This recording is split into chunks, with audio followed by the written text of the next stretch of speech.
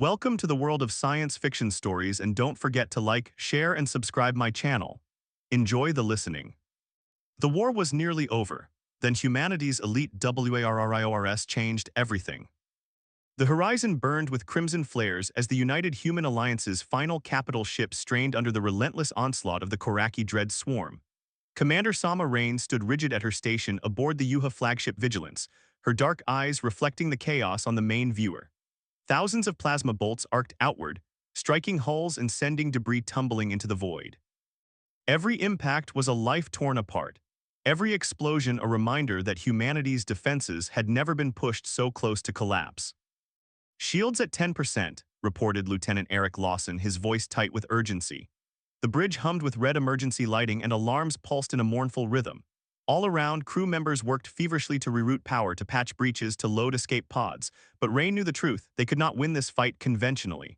The Koraki had weapons forged from living crystal, tactics honed over centuries, and an empire's resources at their command. "Status on civilian transports," Rain's voice cut through the din. She clenched her fists against the armrests, feeling the shuttle bay's distant vibrations through the deck plating. Somewhere below, thousands of non-combatants crowded into fragile lifeboats, praying for a jump through the rift to safety. "Last convoy cleared the gravity well," said Communications Officer Rhea Wilson, her fingers dancing over the console. "They're en route to Hephaestus Station. No sign of Koraki pursuit yet." Rain allowed herself a fraction of relief. At least the civilians might live. But the dread swarm still pressed forward, and their next target would be Hephaestus.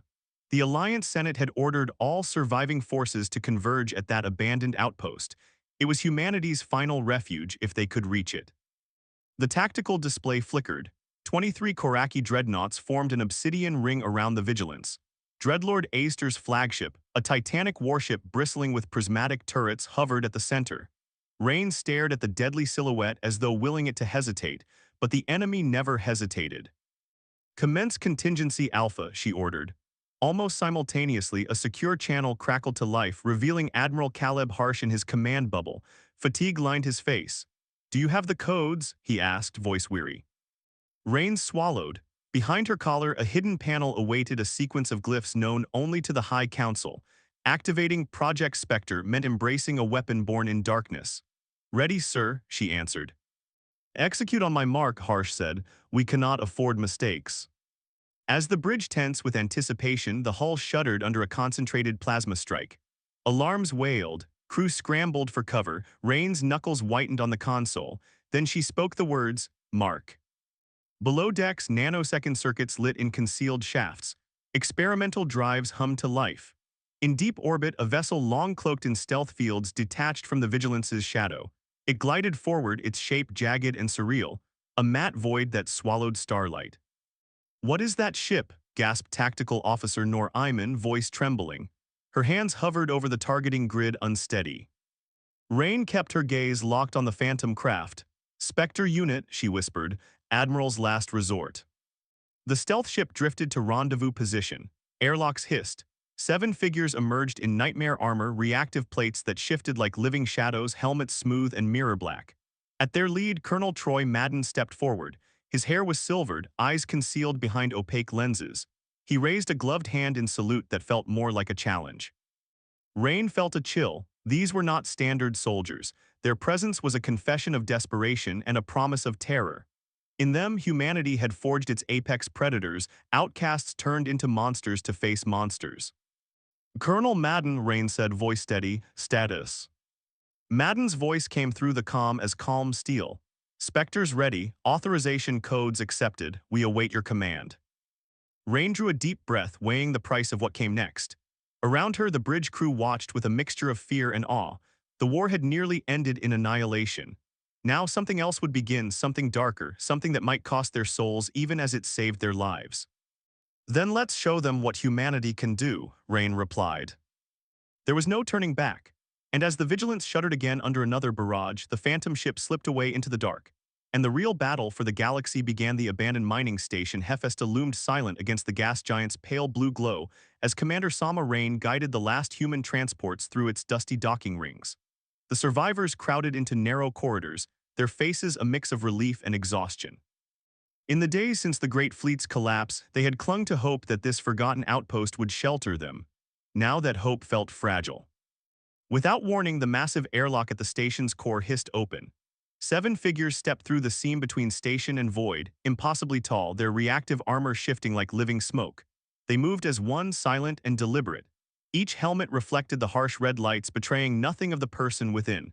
Standing at their head was Colonel Troy Madden, his silver hair cropped close, his posture rigid with confidence. "Colonel Madden," Rain said softly into her comlink, "you're early." She stepped forward, motioning her officers aside. Around her, the surviving crew froze, uncertain whether to greet or to flee. Madden's voice was calm, but carried a weight of authority no ordinary officer could match.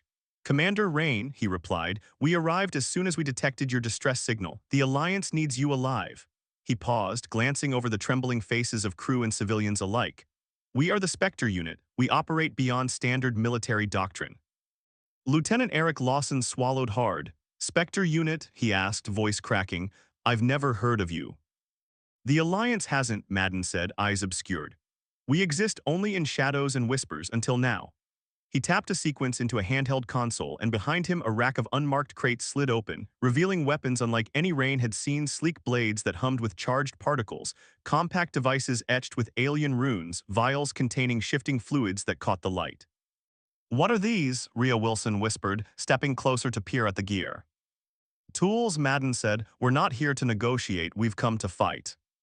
Rain's heart pounded.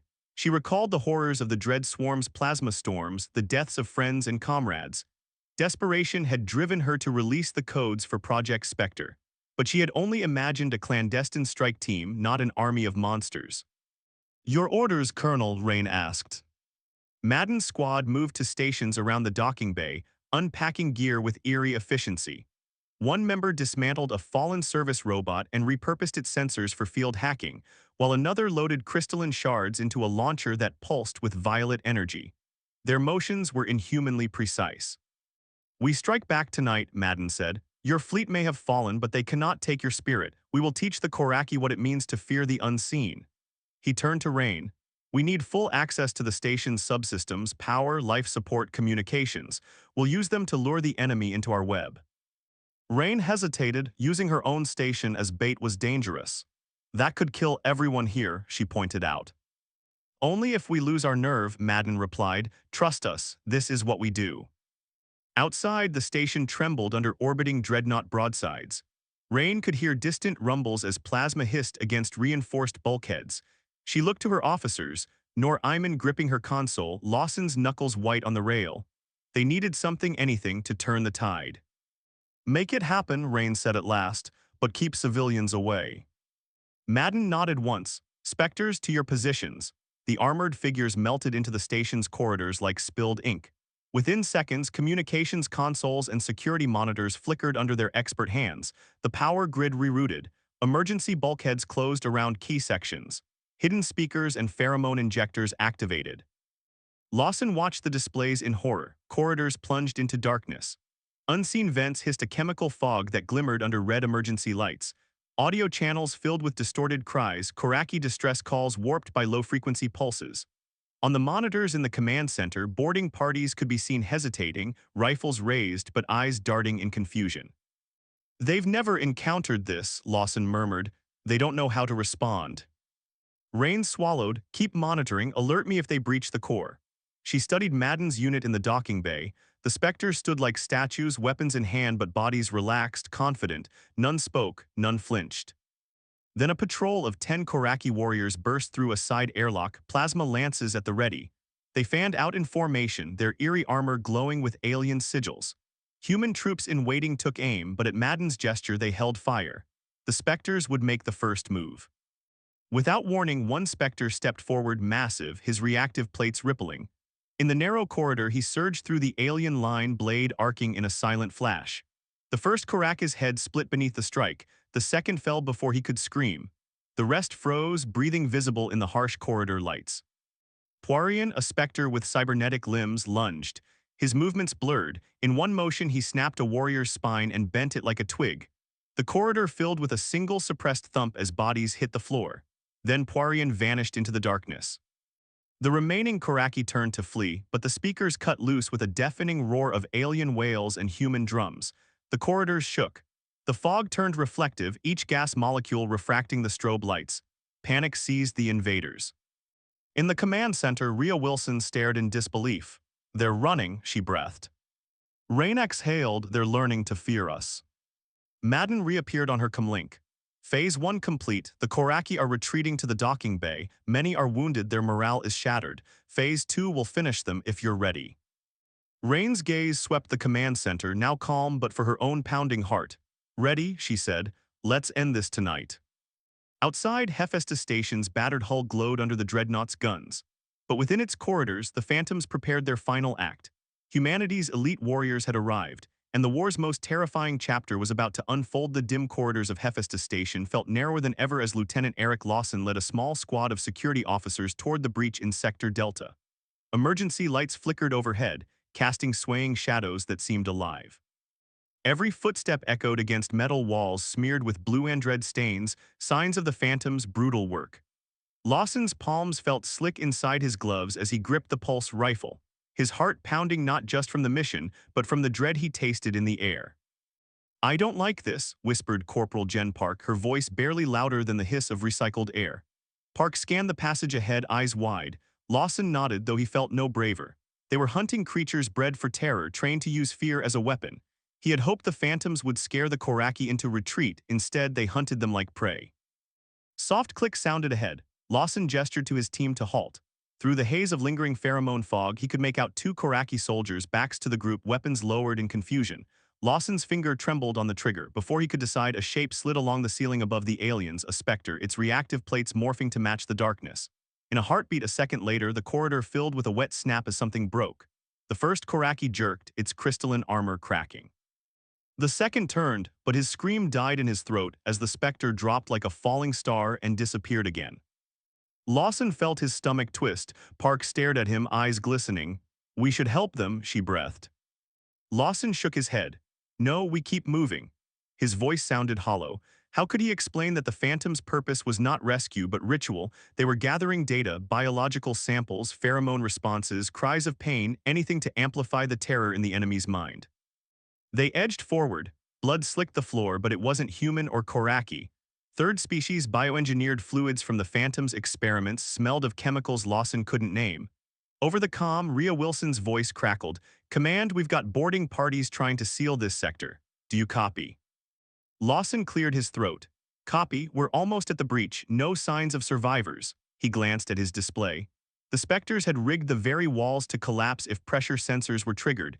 Any pursuers would be buried alive, or worse, left for the Phantoms to claim. A rumble shook the corridor. Dust fell from vents. Park stumbled, cursing under her breath. Lawson raised his rifle, switching to a wide-angle beam. At the far end he saw them, 20 Koraki warriors in tight formation, advancing with disciplined steps. Their eyes flicked anxiously to the vents and shadows overhead. Without orders, Lawson's squad raised their rifles. "Hold," he hissed, "wait for the signal." He remembered Madden's warning. Phase 1 was to terrify, not to slaughter every alien in sight.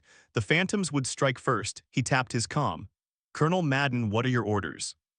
Static, then Madden's calm voice. "Stand by, do not engage, observe and report." Lawson's throat tightened. "We're outnumbered," Park swallowed, "and we're sitting ducks." "Trust the plan," Lawson repeated. He prayed the Phantoms were as invincible as they claimed. The Koraki advanced. They paused under a vent. One soldier tapped his comrade's crystalline gauntlet, pointing upward. The corridor lights flickered off. The only sound was the hiss of escaping air, the shallow breathing of the human squad, and the distant thrum of the station's dying life support. Lawson's breath caught when he saw a specter slip silently down from the ceiling. It landed behind the nearest Koraki, unholstering a slender blade. In one fluid motion, it braced the soldier's crystalline neck. Lawson closed his eyes at the soft crack. Then the stench hit him, the metallic tang of alien blood mingled with ozone as the specter stepped back, bone fragments clinging to its blade. The remaining Koraki whirled. For a moment they recovered, but the corridor lights cut back on. Strobing red alarms flashed. Hidden speakers disgorged a warped roar of human war drums mixed with alien shrieks. The corridor grew thick with glowing mist. Weapons whined in confusion. The Koraki opened fire blindly. Each bolt slammed into walls and pillars, carving gashes that bled sparks. Lawson dove behind a bulkhead as plasma scorched the floor where he had stood. Park ducked beside him, white-knuckled. Lawson ducked his head into the mist. "They're terrified," he said. He watched through the gloom as a Koraki soldier charged, but pathways cut off by sudden bulkhead closures left him cornered. Two more specters drifted from the shadows, their weapons hissing with amp energy.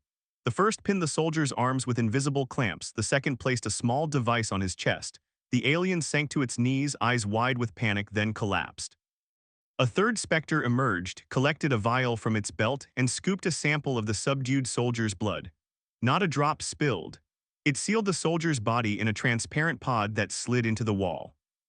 Lawson could barely breathe. He pressed himself flatter. After what felt like an age, the fog dissipated. The corridor lights returned to normal. Alarms died. A distant hull breach sounded like a thunderclap. Silence settled heavy and thick. Park peeked around the bulkhead. Half the Koraki lay dead, the rest fled, stumbling over each other toward a ruptured vent. They swore and gnashed their crystalline teeth, but the phantoms were nowhere to be seen. "They're ghosts," Park whispered. Lawson nodded, his stomach churning. "They're monsters," he said, "and we set them free." On his comm, Rhea reported, "All boarding parties pushed back, no human casualties so far." Rain's voice followed, "Well done, Lieutenant, fall back to main command, the phantoms will meet you there." Lawson exhaled and stood, motioning Park up.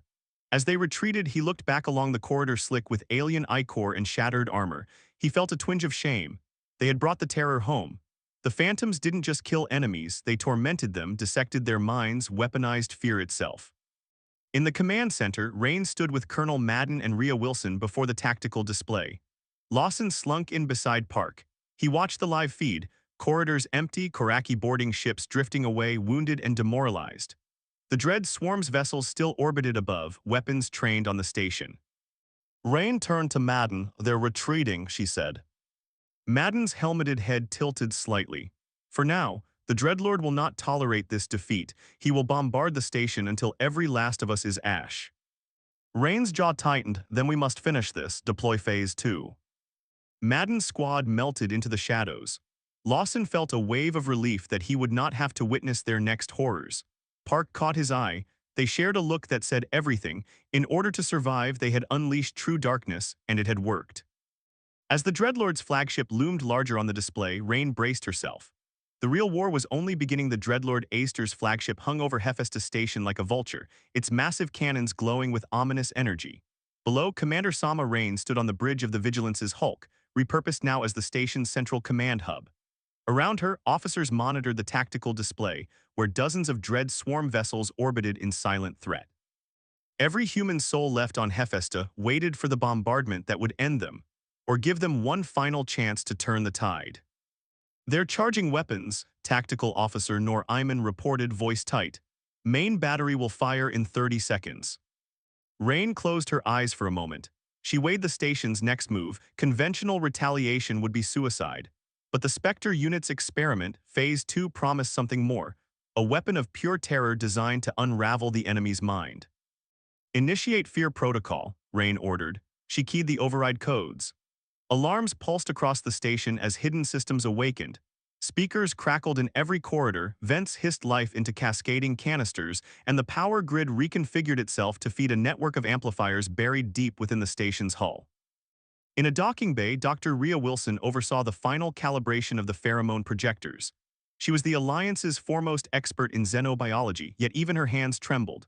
"Once these go live," she said, "the Koraki will feel every memory of being hunted, every shiver of dread our distant ancestors felt facing unknown beasts. Their minds aren't built for fear, they're built for conquest." Madden's specters stood by, their armor gleaming faintly. One removed a small device from its belt and handed it to Wilson. "Tune this to their auditory range," he said.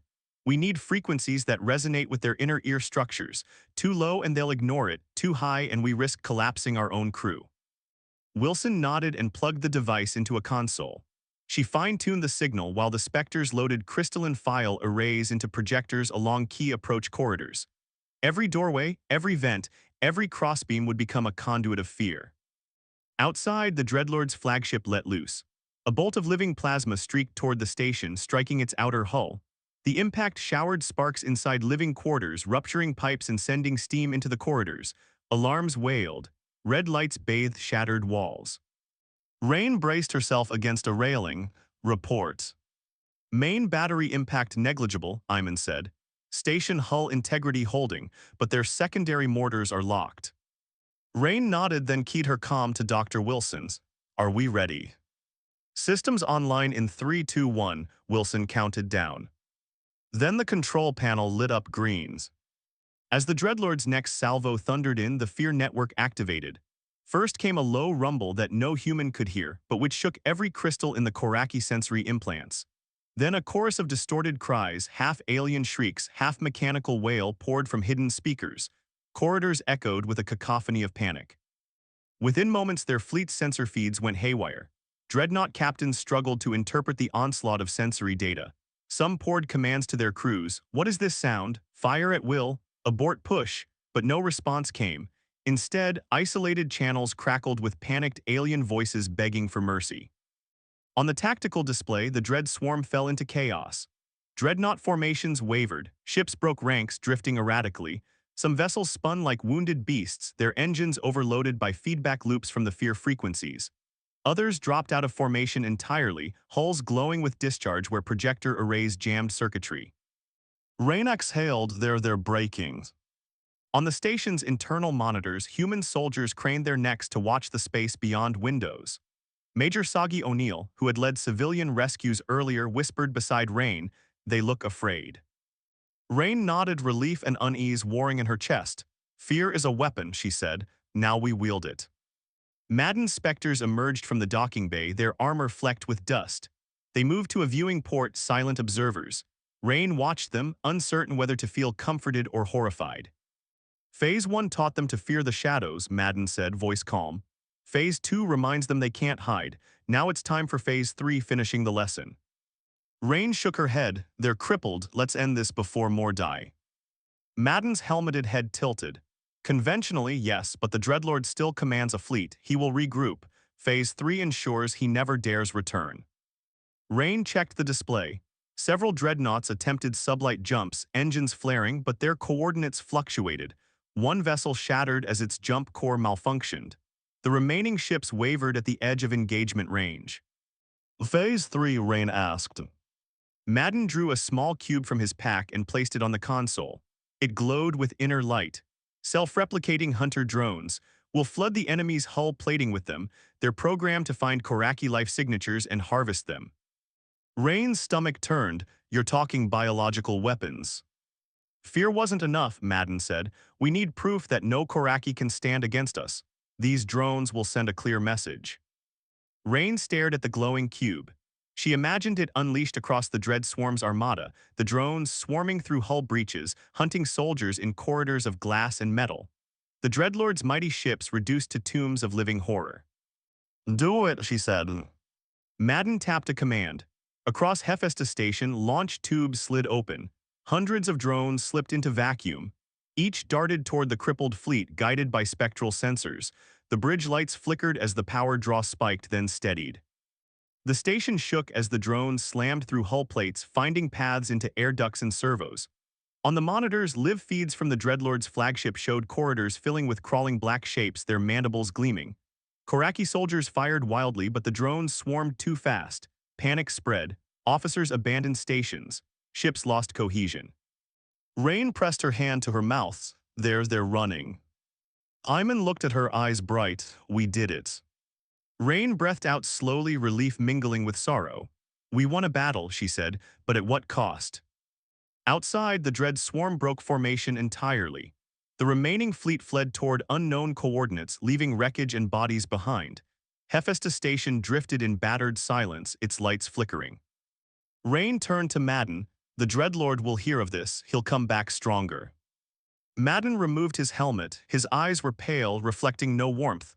"Let him," he said quietly. "We will be ready." Rain nodded, knowing that the specters were both her salvation and her torment. In wielding fear as a weapon, humanity had crossed a line. Yet in the crucible of war, some truths demanded harsh measures. As Hephaestus Station's survivors emerged into aisles of fallen foes and spent shells, Rain clenched her jaw. Above them, a battered sky of stars bore witness to a new era, one where humans embraced their darkest fears to become the galaxy's most terrifying hunters. And the Dreadlord's dread swarm would never forget the lesson they had learned in the dark. The aftermath of the drone strike left Hephaestus Station's corridors littered with shattered crystal and scorched metal.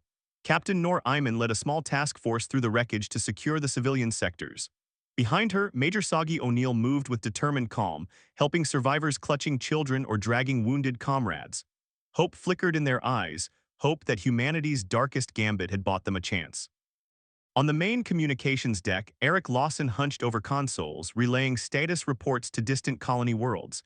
The remaining Dread Swarm vessels are in full retreat, he announced. Allied sectors report no further bombardment. Civilian transports are resuming jumps to safe zones. Cheers rose softly among the officers, tempered by exhaustion. Rain stood beside Lawson, watching the display. Clusters of dots, once the fearsome Dread Swarm, now scattered and shrinking. Beyond the viewport, the gas giant's pale glow offered silent comfort. "We bought time," she said quietly.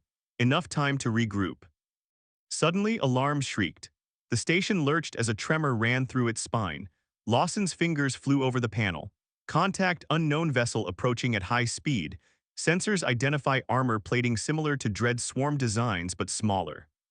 Rain frowned. Could it be cloak vessels we missed?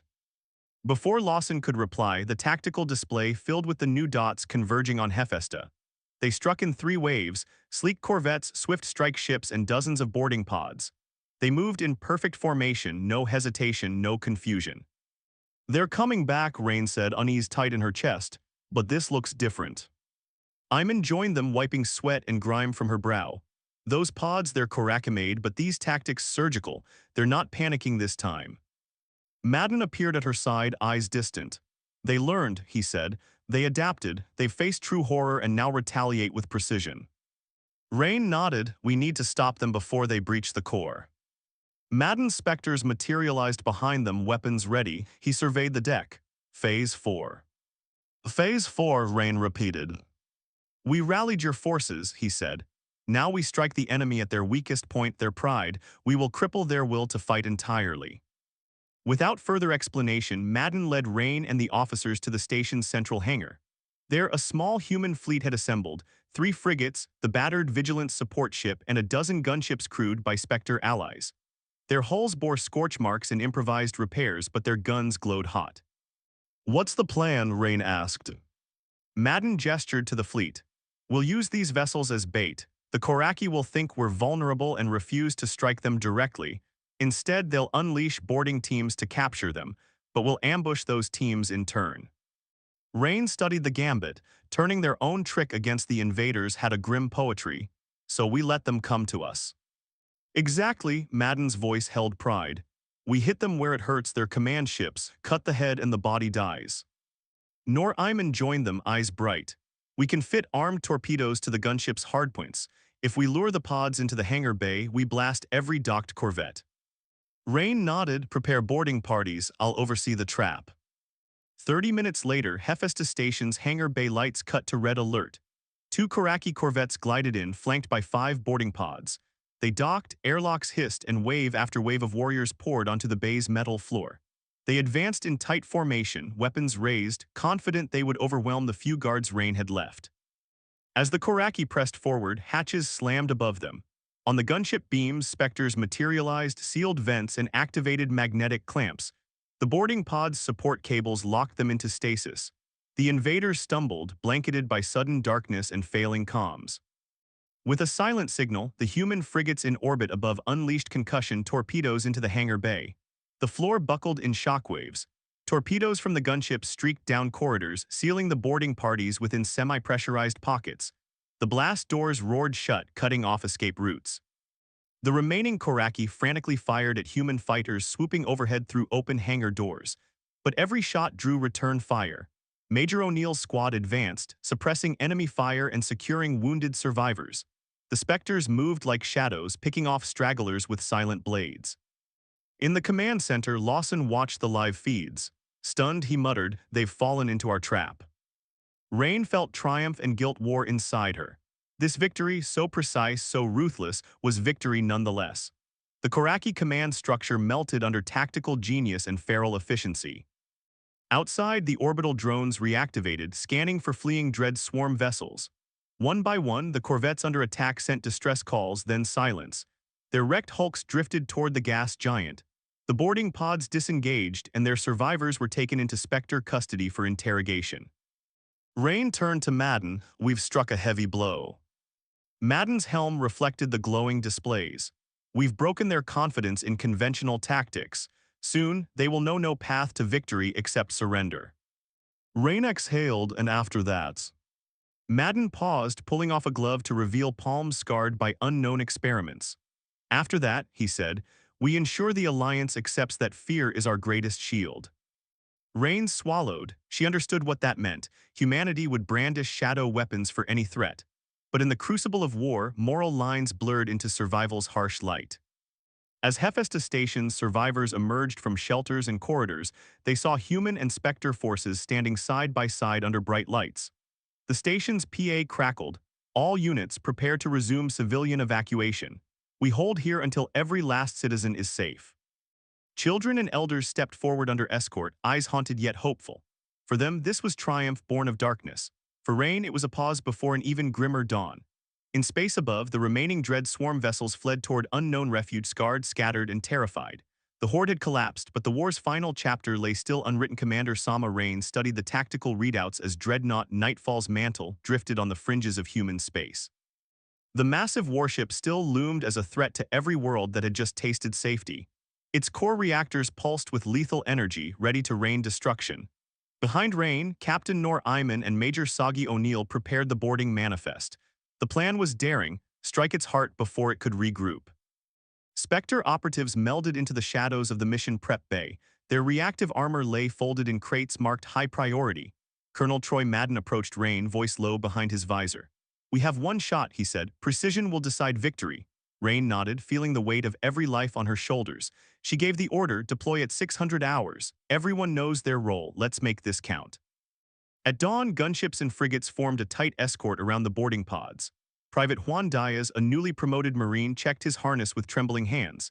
He glanced at the others, family photos taped to helmets, children's drawings on lockers, reminders of what they fought for. Diaz gripped his rifle and forced a steady breath. He would see his family again. That promise carried him as Shadow Talon pods launched toward the Dreadnought's hull. The boarding pods magnetically latched onto the Dreadnought's reinforced plating. Plasma cutters scorched entry points. Spectre drones hummed, clearing debris. Rain led the first wave through the breach, boots echoing in long, silent corridors lined with alien tech. Nor Iman flanked her, scanning for patrols. Around corners, Spectres slipped through vents to disable security arrays. The only sounds were power reconfiguring and their own pulses of adrenaline. Deep inside, Major O'Neill's team encountered the first wave of Koraki defenders. The battle was swift. Human rifles barked, alien lances flared and died. Spectres emerged to finish defenders with ruthless efficiency, their blades flicking in the dim light. Rain pressed forward, tracking reactor telemetry on her wrist console.